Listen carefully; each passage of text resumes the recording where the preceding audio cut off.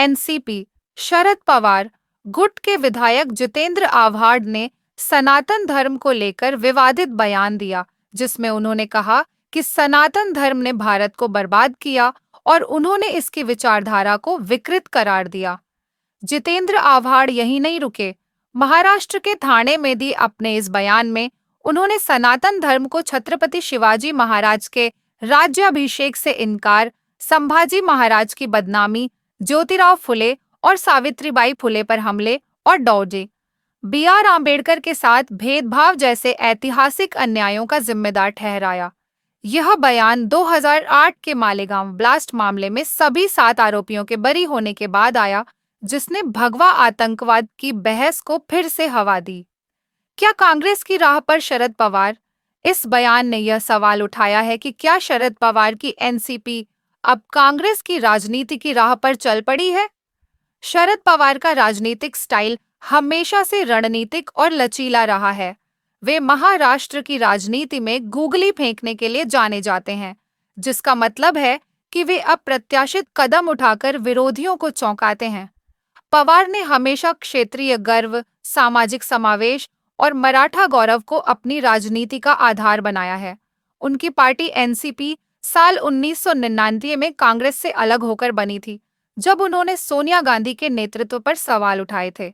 फिर भी पवार ने गठबंधनों के जरिए सत्ता में हिस्सेदारी बनाए रखी, चाहे वह कांग्रेस के साथ यूपीए में हो या शिवसेना भाजपा के साथ।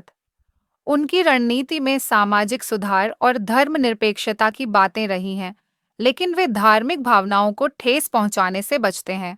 शरद पवार की राजनीति लचीली। हाल के वर्षों में शरद पवार ने एमवीए महाविकास अघाड़ी के जरिए कांग्रेस और शिवसेना उद्धव ठाकरे के साथ गठजोड़ किया, जो उनकी लचीली राजनीति का उदाहरण है।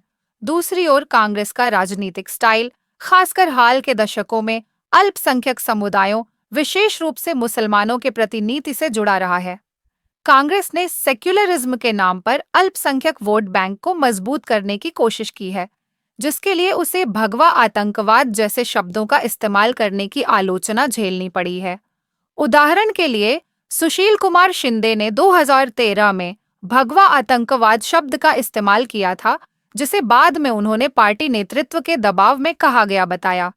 कांग्रेस की यह रणनीति बहुसंख्यक हिंदू समुदाय की भावनाओं को नजरअंदाज करने के आरोपों से घिरी रही है।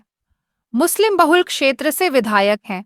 आव्हाड का बयान सनातन धर्म को निशाना बनाता है और कांग्रेस की रणनीति से मेल खाता प्रतीत होता है। ठाणे के मुंबरा कालवा से विधायक आव्हाड के क्षेत्र में मुस्लिम आबादी का बहुमत है। भाजपा नेताओं जैसे राम कदम और राज के पुरोहित ने आरोप लगाया है कि आव्हाड का बयान अल्पसंख्यक वोटों को लुभाने की कोशिश है। यह बयान उनकी व्यक्तिगत राय हो सकता है, लेकिन यह सवाल उठाता है कि क्या एनसीपी एसपी अब कांग्रेस की तर्ज पर अधिक आक्रामक धर्मनिरपेक्षता की ओर बढ़ रही है।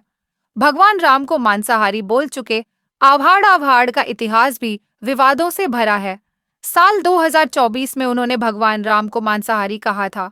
हालांकि शरद पवार ने अभी तक आव्हाड के बयान पर कोई आधिकारिक प्रतिक्रिया नहीं दी है। यह संभव है कि पवार अपनी रणनीतिक चुप्पी के साथ इस विवाद को अपने फायदे के लिए इस्तेमाल करें। पवार का इतिहास बताता है कि वे ऐसे विवादों को गठबंधन की एकता बनाए रखने के लिए इस्तेमाल करते हैं, खासकर जब स्थानीय निकाय चुनाव नजदीक हों।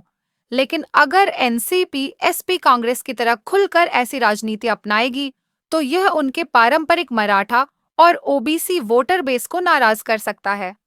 संवेदनशील मुद्दे पर चुप्पी कुल मिलाकर आव्हाड का बयान एनसीपी एसपी की दिशा पर सवाल उठाता है। क्या पवार वाकई कांग्रेस की राह पर चलना चाहते हैं या यह आव्हाड की व्यक्तिगत रणनीति है? पवार की लचीली राजनीति को देखते हुए संभावना है कि वे इस बयान को अपने गठबंधन को मजबूत करने के लिए इस्तेमाल करेंगे, लेकिन सनातन धर्म जैसे संवेदनशील मुद्दे पर खुलकर टिप्पणी से बचेंगे।